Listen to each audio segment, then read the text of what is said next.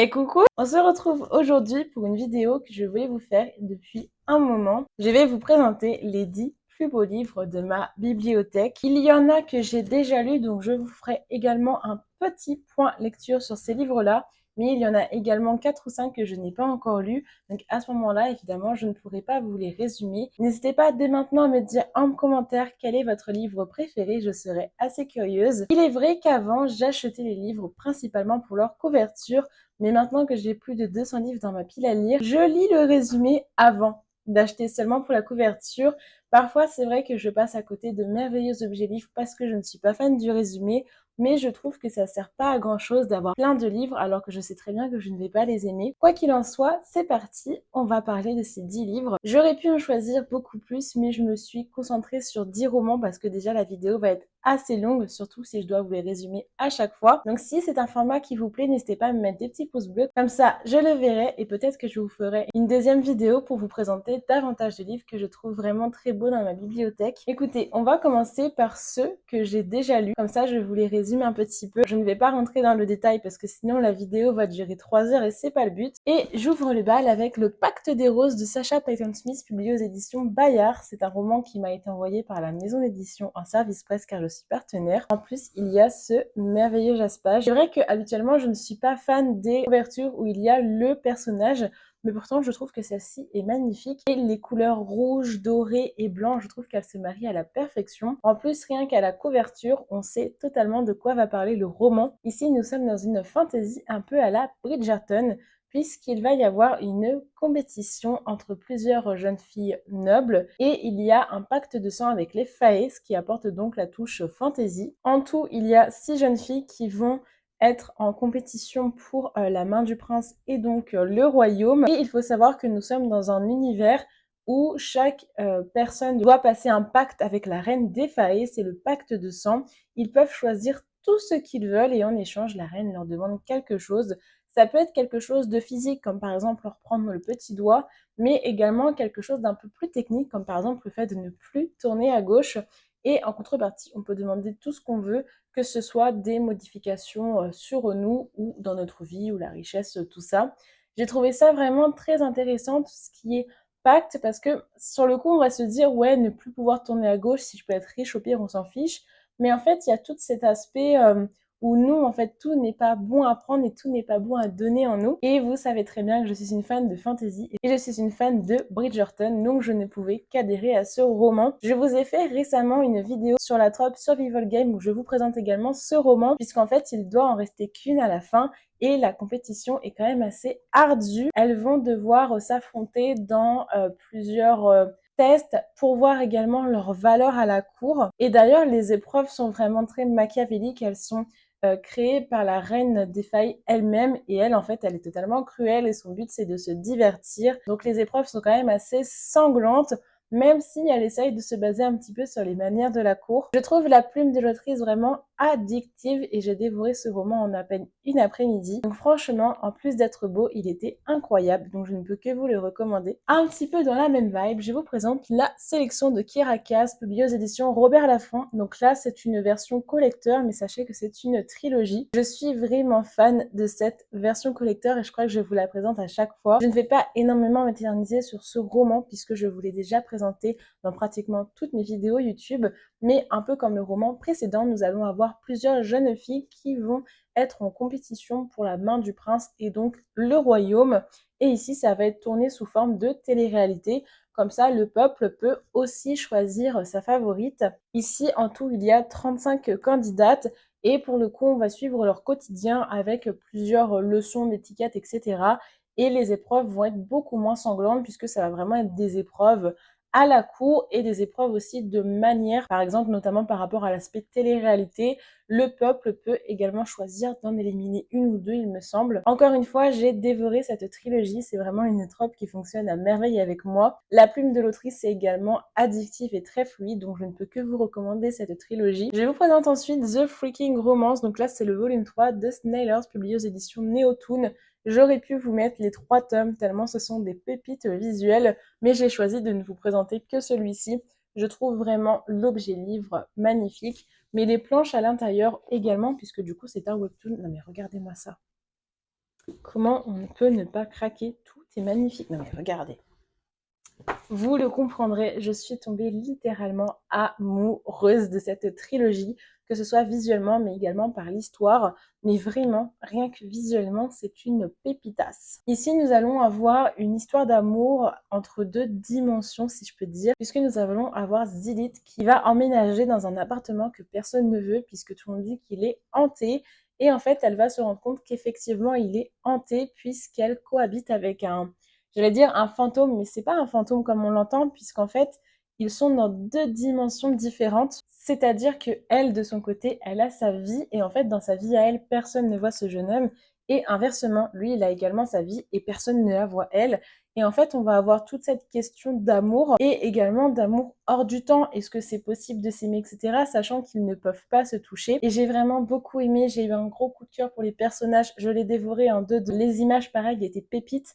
Je sais pas quoi vous dire davantage pour vous le vendre, parce qu'à part vous dire c'est une histoire d'amour incroyable qui questionne sur le temps, l'espace, tout ça, j'avoue que je sais pas comment vous le vendre, mais croyez-moi que les 3 tomes ont été pour moi des coups de cœur et que j'attends avec impatience la suite et que vraiment rien que pour l'objet livre, foncez. Je vous présente ensuite un autre webtoon, il s'agit de Under the Wild Tree, le tome 1, publié chez K-Books. Donc là, en fait, je suis vraiment tombée amoureuse de l'objet livre lorsque je l'ai vu en librairie. En fait, ça m'a de suite attiré l'œil parce que je ne savais pas qu'il y avait des collecteurs webtoon. Voilà, c'est la première fois que j'en vois. Je vous montre un petit peu les planches, mais c'est surtout pour l'extérieur que je le mets dans cette vidéo. Et encore une fois, ce roman, enfin, ce webtoon, a été une pépite, un énorme coup de cœur pour moi. Ça change en fait des webtoons que j'ai l'habitude de lire, puisqu'ici on va avoir des scènes un petit peu olé olé, vous voyez. Donc cette histoire m'a énormément touchée, puisque nous allons suivre cette jeune fille qui a été maltraitée, martyrisée, humiliée et rejetée par son père, puisqu'elle est bègue et elle va avoir du coup énormément de séquelles. Et le fait d'avoir été humiliée et rejetée va faire qu'elle va développer une peur de la foule, mais également beaucoup de questions en elle-même. C'est une histoire de mariage arrangé, donc avec ce jeune homme, quand ils vont s'épouser, elle va se poser énormément de questions. Dès qu'en fait, lui va agir différemment, elle va le percevoir et elle va se dire oh, mais qu'est-ce que j'ai fait de mal? Qu'est-ce qu'il ne fallait pas faire? Et ça, en fait, c'est dû du coup au fait qu'elle a toujours été rejetée, mais également, vous vous en doutez bien, elle va s'attacher à son mari. Et en fait, je me suis beaucoup reconnue en ce personnage parce que moi aussi, je suis quelqu'un de très anxieux, qui me pose énormément de questions. Et c'est vrai que quand on change un petit peu son comportement envers moi, j'ai l'habitude de culpabiliser, de m'en vouloir à moi-même et de me poser plein de questions de oh, qu'est-ce que j'ai pu faire tout ça, alors que parfois il n'y a rien du tout, c'est juste que les gens ils sont fatigués ou qu'ils ont passé une mauvaise journée et je le prends pour moi. Donc je me suis vraiment reconnue dans ce personnage. Vraiment, j'ai très très hâte de lire la suite parce qu'en plus du fait que j'ai adoré l'intrigue, les dessins, tout ça, eh bien j'ai vraiment très hâte de voir l'évolution de notre jeune femme. D'ailleurs, je vous ai pas dit le nom, elle s'appelle Maximilienne. Depuis tout à l'heure, je dis jeune femme, mais c'est Maximilienne son prénom. J'ai eu voilà un énorme coup de cœur et c'est la première fois que je me reconnais autant dans un personnage. Bien évidemment, je me reconnais un peu dans tous les personnages, filles anxieuses, tout ça. Mais elle, je sais pas, je me suis vraiment reconnue dans ses questionnements. Et au moment où j'ai lu ce roman, j'avais des difficultés dans ma vie personnelle. Et j'avoue qu'en fait, toutes les questions qu'elle s'est posées, je me les suis posées en fait quelques jours avant la lecture. Donc en fait, je me suis sentie comprise et moins seule. Merci également aux auteurs d'avoir mis un personnage bègue. C'est vrai que c'est quelque chose que je n'avais jamais vu en littérature et je trouve ça très important, la représentation et de représenter les handicaps en littérature. Et en plus, je trouve que ça rajoute tellement de charme au personnage. En fait, elle, évidemment, vu qu'elle est bègue, qu'elle est depuis l'enfance, elle a l'impression que ça se voit, que c'est grave, etc. puisqu'elle a été humiliée pour son père. Alors qu'au final, eh ben, limite, ça se voit pas. Et lorsqu'elle va arriver justement dans le royaume de ce jeune homme, eh bien, elle va avoir peur de parler aux servantes parce qu'elle se dit, oh, ils vont se moquer de moi, tout ça. Alors qu'en fait, ils ne relèvent même pas le fait qu'elle bégaye. Donc vraiment, un gros coup de cœur pour ce roman visuellement, mais également à l'intérieur. Et franchement, dès que la suite va sortir, croyez-moi que je vais de suite sauter dessus. Je vous présente ensuite un autre collector. Il s'agit de La couleur des ténèbres de Marine Chapman. Ce roman, je l'avais reçu en service presse puisque c'est une autrice auto-éditée. J'ai eu un énorme coup de cœur, encore une fois, pour ce roman. Et encore une fois, ici, il y a toute une question de sentiment et d'émotion qui est très importante. Nous allons suivre Shaline, qui est une sans nom, une paria, c'est-à-dire que c'est une orpheline. Elle va donc s'évader, sauf qu'elle est très attachée à une fille qu'elle considère comme sa petite sœur, et elle va vouloir faire marche arrière pour aller la récupérer. Sauf qu'elle va se faire enlever par ce monsieur, qui se nomme Argawaen. Argawaen. On va l'appeler Arga, ce sera plus simple. Et ce Arga, c'est l'unique prince des ténèbres, c'est un elfe. Et en fait, c'est un elfe qui n'a pas d'émotion, et justement le fait qu'il n'ait pas d'émotion, c'est dû à son sang d'elfe, à la ténébrine qui coule dans son sang. Il n'a jamais eu d'émotion et en fait il l'accepte, il se dit que c'est comme ça. Et lui il n'a qu'un seul but, c'est de répandre les ténèbres, de se venger. Donc c'est vraiment un antagoniste au début, il veut vraiment répandre ses ténèbres dans le monde. Et il est persuadé que s'il développe des émotions, ça pourra l'aider dans sa quête de détruire le monde. Et les hauts dirigeants du monde vont lui dire « Ok, on peut te donner quelque chose pour avoir les émotions, mais en échange, tu dois nous ramener Shaline. » Et c'est ce qu'il va faire, donc il va l'enlever et vouloir la ramener dans l'autre monde à ses dirigeants, sauf qu'il va s'y attacher et ça va devenir sa plus grande faiblesse. Et en fait, ce que j'ai beaucoup aimé dans ce roman, c'est que d'un côté, nous avons donc ce personnage antagoniste qui veut en fait répandre les ténèbres, qui n'a jamais connu d'émotion, qui va peu à peu s'attacher à Shaline et qui va en tomber amoureux. Il va se poser énormément de questions. Est-ce qu'en plus c'est lui qui ressent ça ou est-ce que c'est l'objet qu'on lui a donné? Il va vraiment beaucoup se remettre en question sur l'amour et surtout on comprend qu'il ne sait pas quoi faire avec ça. Et d'un autre côté, nous avons Shaline qui est très solaire, qui est très optimiste. Et en fait, c'est comme si on avait un soleil et la lune, vous voyez. Sauf que petit à petit, en fait, elle va devenir sa kryptonite, un peu comme Superman et sa kryptonite, vous voyez. En fait, on a vraiment je crois que c'est Grumpy Sunshine, la trope. C'est, voilà, d'un côté le noir, d'un côté la lumière. Petit à petit, elle va devenir sa lumière dans l'obscurité.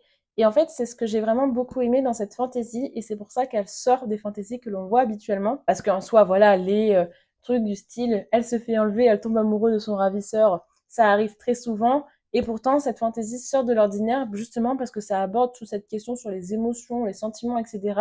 Et je trouve que c'est incroyable d'ailleurs de la part de l'autrice, le travail qu'il y a eu derrière. Et je trouve que ce roman mérite donc davantage de visibilité parce que c'est une trope qui fonctionne à merveille en fantaisie, on le sait très bien.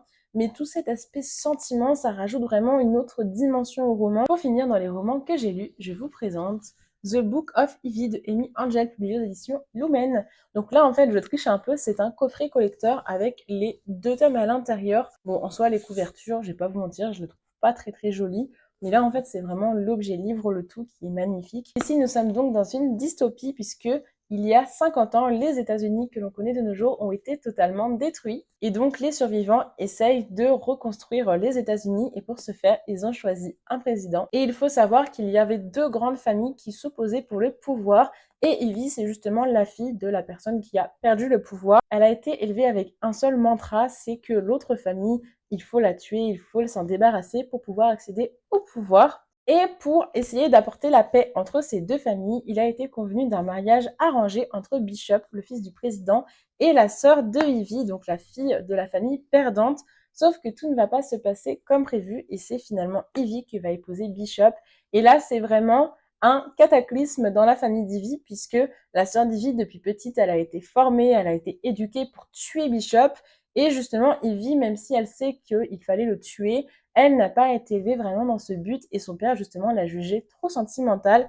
Et pourtant, c'est elle qui va devoir avoir le lourd fardeau de tuer son nouveau mari. Et petit à petit, on va apprendre que tout n'est pas tout blanc ni tout noir et qu'il y a eu beaucoup de choses qui ont été déformées par son propre père. Et elle va, malgré elle, s'attacher à Bishop. Et en fait, il va y avoir énormément ce questionnement entre doit-on suivre sa famille qui nous a élevés ou les sentiments et également nos valeurs, puisque au-delà des sentiments amoureux qu'Ivy va développer, elle va se rendre compte qu'en fait, eh bien, il serait totalement cruel et méchant, comme dit son père, ça la dérange pas de tuer, mais en fait, elle se rend compte en fait qu'elle a un être humain, que cet être humain, il a des sentiments, et qu'en fait, eh bien, tout n'est pas vrai dans ce qu'a dit son père, et elle se pose vraiment la question de qui est coupable, qui est innocent. Et j'ai vraiment beaucoup aimé avoir le questionnement d'Ivy tout au long du roman, toute cette guerre en fait entre ce qu'elle ressent et ce qu'elle doit faire. Et d'ailleurs, ça m'a un peu brisé le cœur parce que c'est vrai que malheureusement, même de nos jours, beaucoup d'enfants agissent pour leurs parents et pas pour eux-mêmes, et c'est quand même quelque chose de très important. En tout cas, je vous recommande absolument cette duologie dystopique qui a été incroyable. On en a fini avec les romans que j'ai lus, donc maintenant je vais vous présenter ce que je n'ai pas encore lu. Je vous présente Chasse nocturne de Alexandra Christo. Alors celui-là, je le trouve magnifique, que ce soit le devant le derrière et également le jaspage. Je sais pas si je vous l'ai dit, mais c'est publié chez Deux Axus. J'avais découvert la plume de Alexandra Christo avec Royaume assassiné, toujours chez Deux Axus, que j'avais vraiment beaucoup aimé. C'était une fantaisie maritime avec une sirène. Et là, on nous vend une histoire avec des monstres et des dieux. Et c'est vrai que tout ce qui est dieu, etc., j'aime vraiment beaucoup, mais c'est pas quelque chose que je vois beaucoup en littérature. Quand j'ai vu la couverture et j'ai vu que ça parlait de dieux, j'ai de suite acheté. Je vous présente ensuite Longue vie au mal de Sarah Rees Brennan, publié aux éditions Corrigan. Il est juste magnifique avec un incroyable jaspage. Encore une fois, l'or sur le blanc, je suis trop fan. Donc ce roman, c'est Estelle qui me l'a recommandé. Et d'ailleurs, encore une fois, j'ai très hâte de le lire. Mais j'avoue que j'ai un petit peu peur parce que tous les romans que j'ai commencés de chez Corrigan, je les ai abandonnés. J'ai dû en commencer 5 et ça l'a pas fait du tout. Surtout que je le trouve vraiment beau et je me dis, imaginons je l'aime pas, et ben je serais dégoûtée parce qu'encore une fois, il est magnifique. Ici, on va avoir une héroïne qui est gravement malade et sa sœur lui fait toujours la lecture de son genre préféré, la fantasy. Ça me rappelle quelqu'un, n'est-ce pas? Et on lui propose un marché puisqu'elle va bientôt mourir. Elle pourra continuer à vivre, mais dans l'univers de son roman. Elle se réveille alors dans l'univers de son roman, un univers fantasy, donc vous vous doutez bien, avec des guerres, des complots, des machinations, tout ça. Et bien évidemment, elle va devoir survivre dans son roman, mais également faire attention à l'empereur qui est incroyablement séduisant. Et en plus de ça, elle va se réincarner dans la peau de la méchante de l'histoire. Ça me rappelle un peu, pour ceux qui l'ont lu, la série de webtoon Seule la mort attend la vilaine, où en fait on a vraiment cette vibe de réincarnation dans un autre monde et en plus de se réincarner en la méchante. Et écoutez, je suis vraiment fan de ce concept, j'ai adoré tous les webtoons que j'ai lus sur ce sujet. Je crois que j'en ai pas mal en plus qui abordent ce sujet. Donc j'ai très hâte de voir cette trope en roman. Moi je sais que ce sera un peu plus long qu'un webtoon, hein, ça se voit à la taille conséquente du roman. Mais écoutez, j'ai très hâte de le découvrir, mais encore une fois, il fait pas partie de mes prochaines lectures parce que j'ai trop peur de pas aimer. Mais en tout cas, de ce que me vend le résumé, il y a tout ce que j'aime. Je vous présente ensuite Atalante de Cassandre Lambert, publié aux éditions Didier Jeunesse. Bon, là, je pense que c'est explicite. Cassandre Lambert nous offre une réécriture du mythe d'Atalante. De ce que j'ai entendu, c'est une réécriture très féministe et j'ai vraiment super hâte de m'y plonger. Et en plus, il est relativement court, donc je sais que je peux le lire rapidement. En tout cas, j'ai trop hâte. Sachant que j'avais vraiment beaucoup aimé L'Empire des femmes de la même autrice, j'avais trouvé la plume très fluide, très agréable. Donc écoutez, j'ai trop hâte de m'y plonger et de vous en reparler. Et pour finir, un deuxième Corrigan, il s'agit de La Tour des Immortels de Orlan Grey. Alors là, ça sort totalement des couvertures que l'on voit habituellement, je trouve, et je la trouve vraiment incroyable. Et ce jaspage, il est magnifique. Je trouve que la couverture, elle dégage quelque chose de badass. Enfin, j'ai trop envie de m'y plonger. Et en plus de ce que j'ai vu par rapport aux chroniques, etc., c'est que cette jeune femme est une femme ultra badass qui ne recule devant rien. Donc j'ai vraiment trop hâte de me plonger dans cet univers. Bon, encore une fois, le fait que ce soit Corrigan, j'ai un petit peu peur, mais il va bien falloir que je le sorte de ma pile à lire. En plus, plus le temps passe et plus je vois des coups de cœur, donc j'ai vraiment super hâte de me faire mon propre avis. Écoutez, je vais m'arrêter là pour la sélection de romans. J'ai essayé de pas trop m'éparpiller à chaque fois pour pas que la vidéo dure trop longtemps. Je serais très curieuse de savoir quel est votre livre préféré dans ceux que je vous ai montrés, donc n'hésitez pas à me dire en commentaire. En tout cas, si vous êtes arrivé jusqu'ici, je vous remercie grandement du visionnage. Je vous souhaite une très belle journée ou une très bonne soirée selon l'heure à laquelle vous voyez cette vidéo et je vous dis à la prochaine!